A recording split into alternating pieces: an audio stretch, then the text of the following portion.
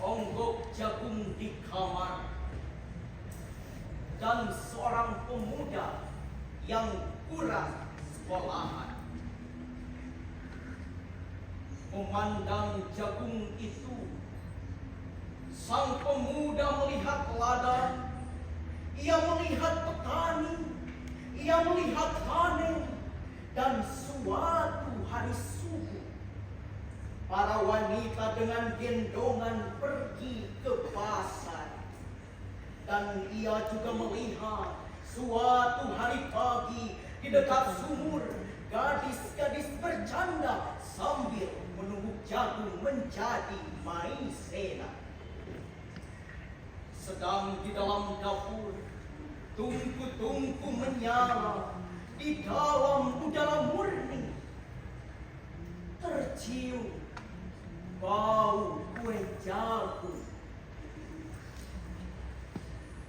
Onggok jagung di kamar, dan seorang pemuda, ia siap menggarap jagung. Ia melihat kemungkinan otak dan tangan siap bekerja. Tetapi ini seonggok jagung di kamar dan seorang pemuda tamat SLA.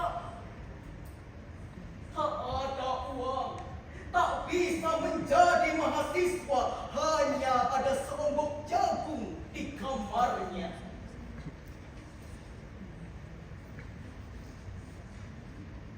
Ia melihat jagung itu, dan ia melihat dirinya terlunta-lunta. Ia melihat dirinya ditendang dari diskotik. Ia melihat sepasang sepatu kenes di balik etalase. Ia melihat saingannya naik sepeda motor. Ia melihat nomor-nomor lotre. Ia melihat dirinya sendiri miskin dan gagal.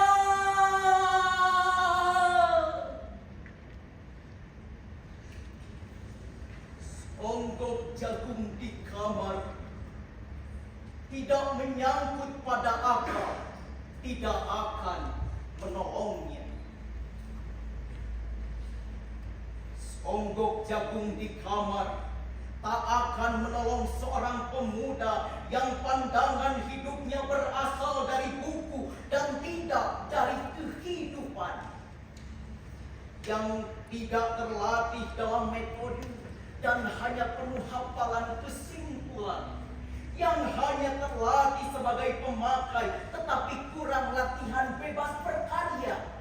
Pendidikan telah memisahkannya dari kehidupan. Aku bertanya, apakah gunanya pendidikan bila hanya akan membuat seseorang menjadi asing di tengah kenyataan persoalannya?